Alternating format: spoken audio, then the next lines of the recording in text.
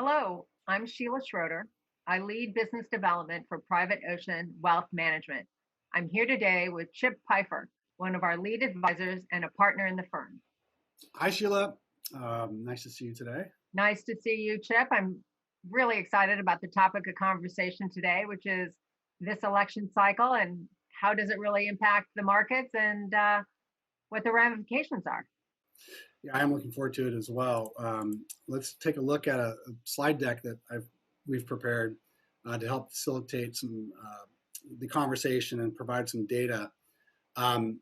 This is a time of year or the time in the cycle around an election. Here we are about 50 days out from the presidential election, and emotions are running quite high right now. And it's almost impossible to not allow that to happen, just given how the media is such a major part of our lives.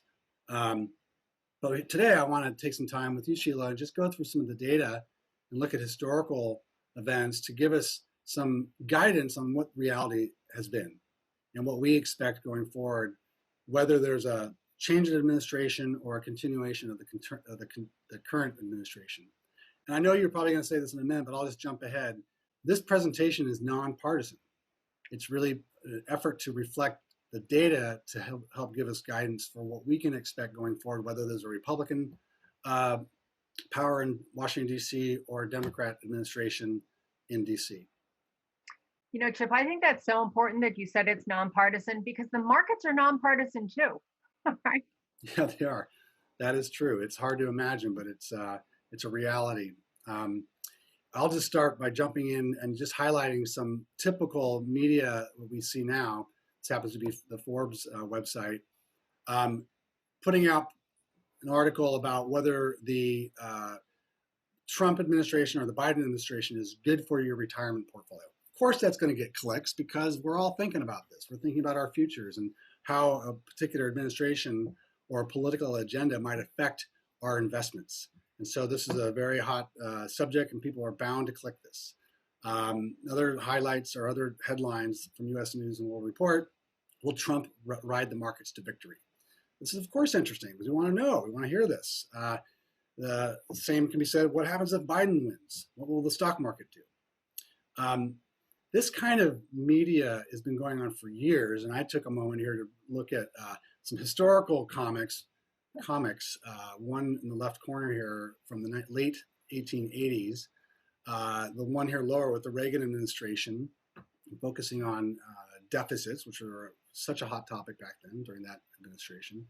And this Kennedy era here around tax reform, budgets, and the obsession with trying to keep things balanced. This messaging has been going on for years, but what do we know? Capital markets have been productive, and they've been producing positive returns for disciplined investors. Yeah, I think what these kind of cartoons showcase is that the perception is that every election cycle is different, that every administration is different. But what history actually shows is that actually many, many things remain the same, and that perception is things are different, but reality is that things are actually very much the same throughout on a longer term basis. Yeah, that is a major theme that I'm glad you emphasized that. That's a major theme I want to focus on. The other theme is whatever is going on in the world, or in this case, our country with our the political landscape right now, it's being priced in to the market. And a good illustration of this is this next slide I have here for everyone, showing it's a statistical indication of where Joe Biden is, or the Biden agenda, or administration camp. What's the likelihood, and this is as of August 24th of this last month, what's the statistical likelihood based on a market reading of it, of his winning? And it was right around 60%, and it continues to be, I believe, right about 60%. Well, investors are watching this data and are anticipating this possibility and what impact it would have to markets if the Biden administration came into office with the likely policies that they would bring in and advocate for. Well, guess what? That's not going to be priced in the day after the election. It's being priced in right now. And as we get closer to the election, it's probably even going to get tighter. It's going to get more priced in with certainty. it's an important acknowledgement to say this 60%, that is already priced into the market. There's nothing that we can do right now to get ahead of that likelihood, that 60%. It's priced in. I think the other thing that's important here is that we've seen this movie before. In 2016, similar sort of things where the prediction was one candidate would win, and that didn't actually happen. But there was volatility ahead of the market. The market had priced in a certain outcome, and yet, we saw what happened. That's exactly right. So this next slide shows the difference between the likelihood in this pricing model of the Biden winning at 58%, kind of 58 to 60%. And to your point, if we look back at the last election cycle when it was a Hillary Clinton versus Donald Trump, Hillary Clinton had an enormous lead, and this is your point, leading up to the election, to literally the night of the election, as we all might recall, and extremely high likelihood. It was actually marked at around 80%. And what was surprising for most, and I can't say all because there are certainly people there that thought the market had it wrong, but in that results that were coming out that evening, it flipped like in an instant, literally like that evening of that election night. And as we all know, Clinton lost and Trump won. And what happened in that moment for a fairly short period of time is the market repriced. It first got freaked out, and we had a significant dip in the market immediately after the election was finalized. And the market really was traumatized because it suddenly was uncertain. There was so much uncertainty. But really remarkably quickly, the market got back on its feet and continued to move forward. Right. And I think one of the things that we should point out is that the market wasn't necessarily reacting to who won the election. The market was reacting to uncertainty. Exactly. That's precisely right.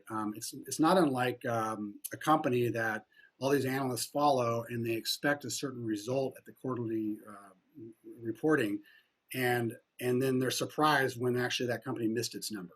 Right. Well, that stock or that company is going to go through some volatility because the market mispriced it. And that indication that in that event that happened with Clinton and Trump, it did happen. It flipped, and it's caused really a concern in the market. But as I mentioned earlier, it was quickly resolved. Market settled in, and then the market began to recover quickly. I think the emphasis here that you're basically bringing to light here is it's difficult to really anticipate with precision what's going to happen. What are we going to predict with returns? As this first bullet point says, it's difficult to identify systematic return patterns in elections. It is.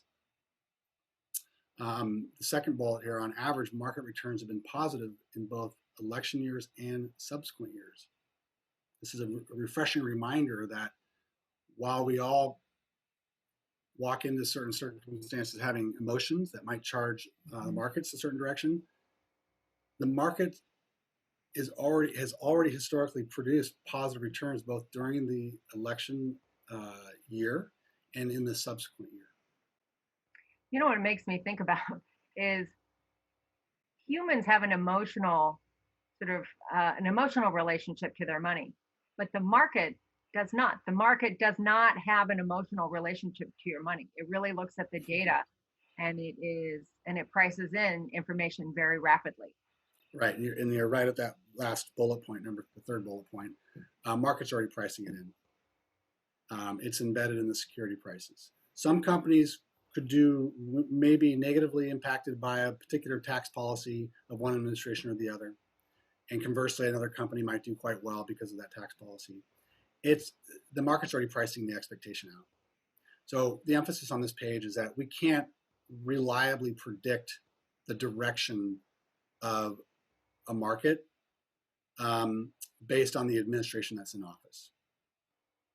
In fact, I'd rather take an opportunity right now to pivot the emphasis today on historically in both types of administrations and parties in power, markets have produced positive returns. And that's the real emphasis that I'd like to put most of our energy into today, is looking at the productivity of markets, whether it's a Democrat or a Republican in the House, Senate, or White House.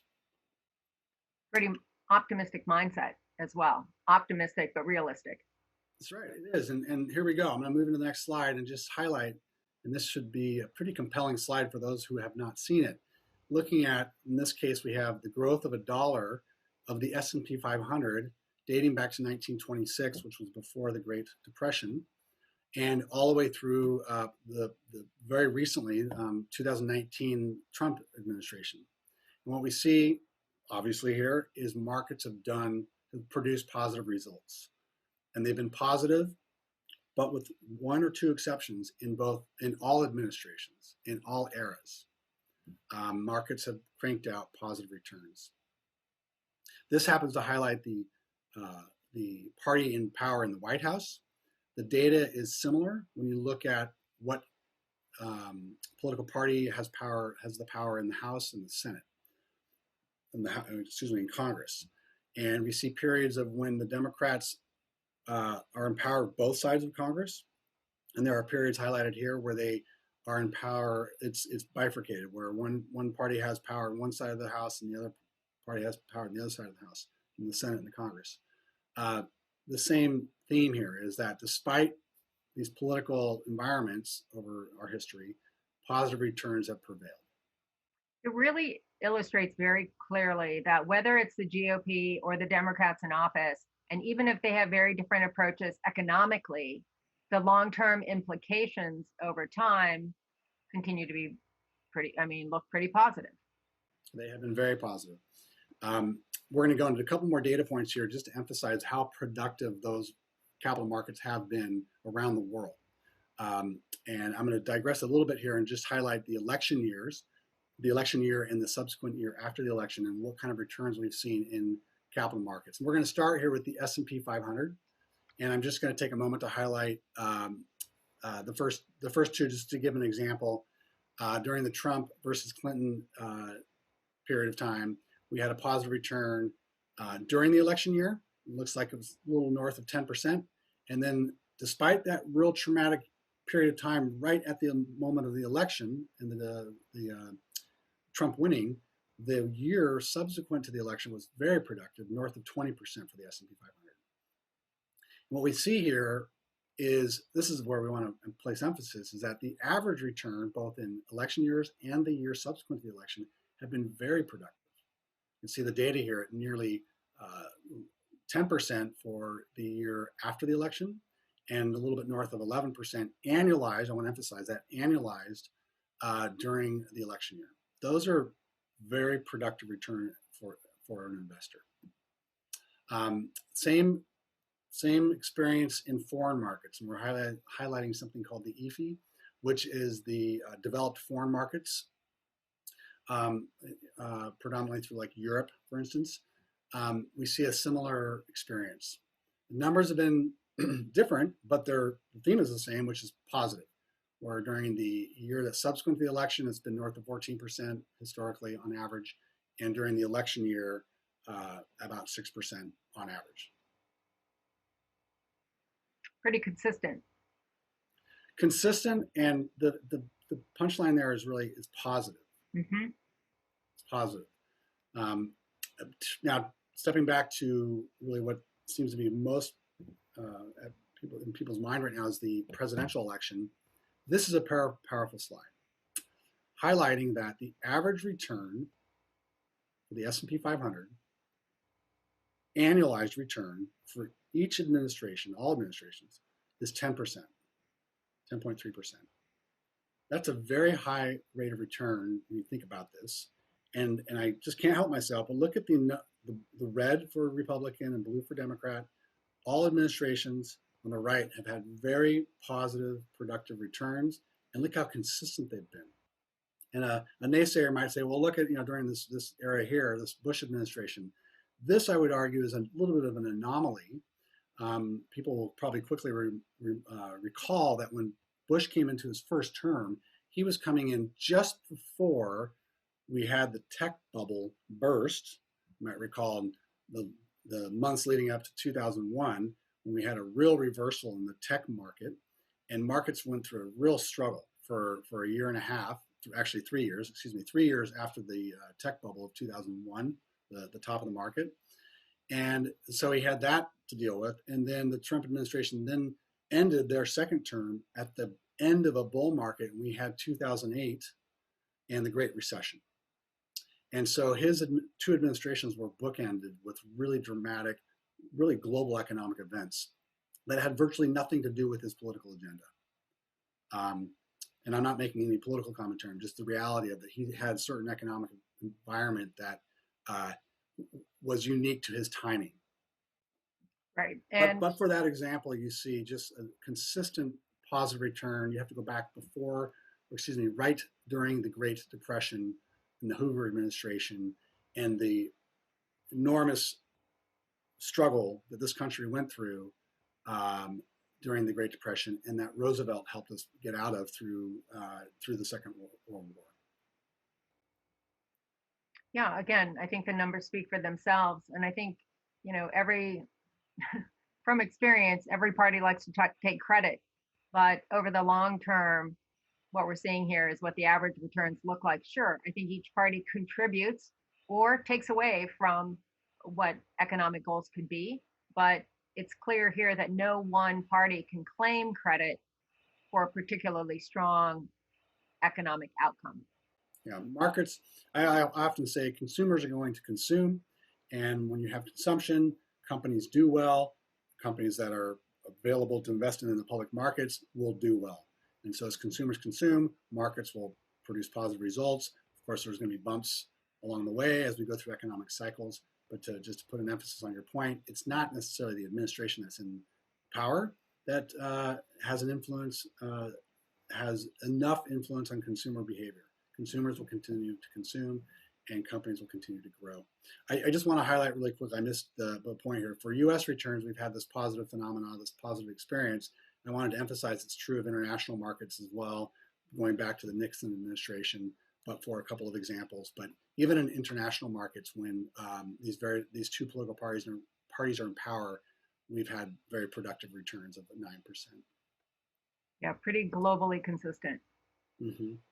Yeah, the point that obviously we're trying to create here is that over time, with discipline, markets prevail, and investors who are participating will prevail too.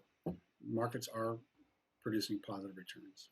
This is such a powerful chart. For those of us who are visual learners, this really says it all, doesn't it? Yeah, well, it does. That big bright yellow line going up exactly. Is very influential.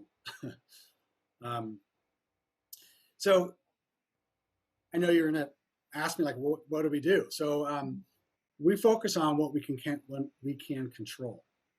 And in this short bullet point of list here, these are the really important things to focus on. Number one, the financial plan.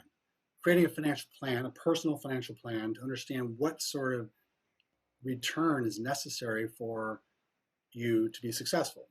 And so doing a financial plan and building an investment plan or structuring assets in a way that captures a positive return over time to meet an individual's long-term needs. That's the key ingredient to success.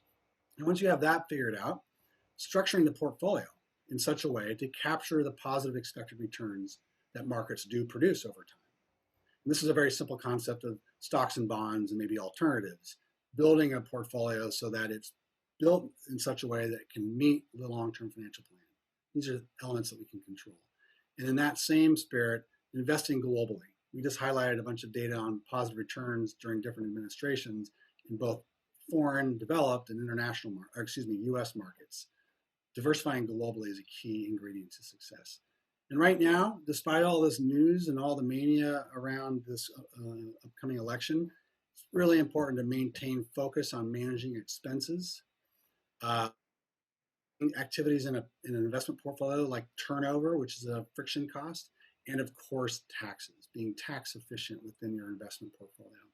And the last piece here, Sheila, that again, we've emphasized throughout this presentation is staying disciplined. Avoiding the temptation to be persuaded to think that this is a good time to be in the market or this is a bad time to be in the market based on some bias that you have or some political bias you have or some persuasion by the media or your best friend. It's important to stay disciplined through the ups and downs because the long-term play, the long-term plan, and the goal here is to to capture those positive returns, and that's done most effectively by being disciplined. No, I can't help think that it's like an athlete training for a marathon, right? You know what the goal is. You've got to figure out what your training plan is going to be, and then you kind of work backward from that. What kind of time do you want to run? And then you're going to have to do short distance and long distance, and you're going to have to mix it up. And then in terms of how you train, how you eat, it all makes a difference.